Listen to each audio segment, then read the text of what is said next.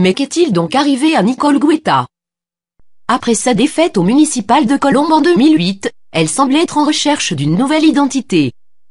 Elle s'est engagée récemment dans une alliance politique qui inquiète les adhérents et sympathisants de l'UMP locale, alliance qui pourrait lui être fatale, et risque de plonger toute la droite colombienne dans une situation délicate. Fin 2011, elle a scellé une improbable union politique avec le couple Ashliman, pour officiellement unir les forces en vue de reconquérir les municipalités d'Asnières et de Colombes en 2014. Pourquoi la courageuse gestionnaire de la ville de Colombes s'affiche-t-elle avec un député rattrapé par les affaires, et qui, en raison de ses pratiques politiques incompatibles avec les valeurs de la droite, a mis l'UMP d'Asnières à feu et à sang au point de se retrouver isolé localement?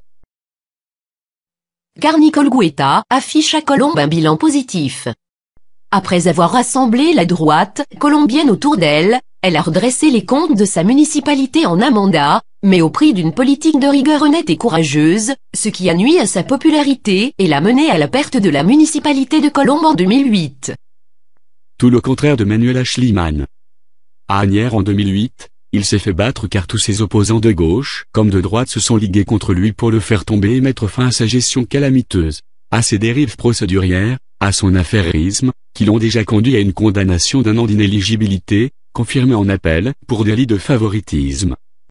Par ailleurs, les électeurs asniérois ne lui ont pas pardonné ses convictions communautaristes, extrêmes et incompatibles avec les principes de la France républicaine et laïque, des valeurs auxquelles Nicole Guetta a toujours été très attachée. Afin de concrétiser la différence de compétences entre les deux anciens élus, nous allons comparer quelques chiffres concernant d'abord la situation de la dette, ensuite, la gestion de la fiscalité, enfin, les emprunts contractés. Commençons par la situation de la dette. À Colombes, Nicole Guetta a hérité d'une commune dans une situation financière délicate. Dès la première année de son mandat, elle a opté pour un plan de remboursement de la dette, tout en assurant un ambitieux plan d'investissement dans les infrastructures de la ville. Résultat, en 7 ans, la dette de la ville a été réduite de plus de 25% et la ville de Colombes se retrouve en 2008 dans une position très favorable par rapport à la moyenne de la strate. À Asnières, c'est tout le contraire qui s'est déroulé.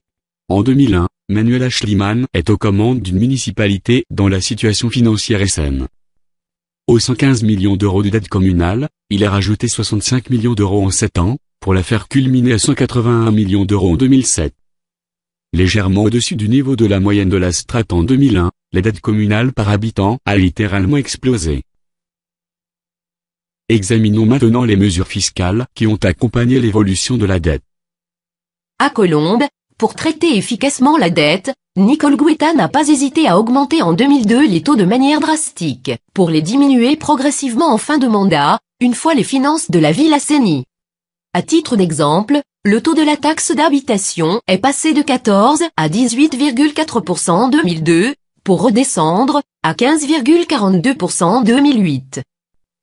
Pendant ce temps, la municipalité a pu bénéficier d'un produit des taux assez conséquent, qui une fois les finances assainies, a diminué pour atteindre en 2008 le niveau de la moyenne de la strate.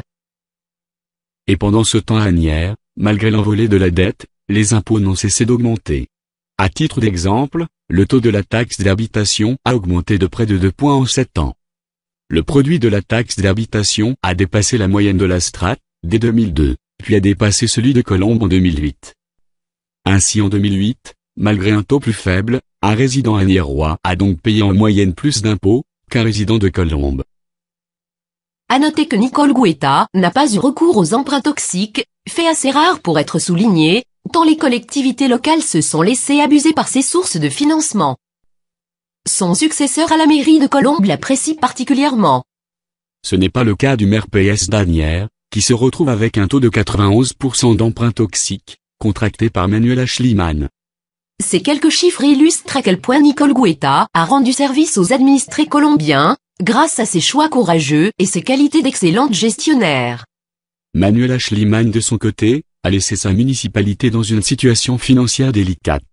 À la lumière de ces données, on se demande pourquoi cette honorable personnalité politique locale s'affiche avec un couple désormais isolé sur la scène politique, aussi bien au niveau local qu'au niveau national.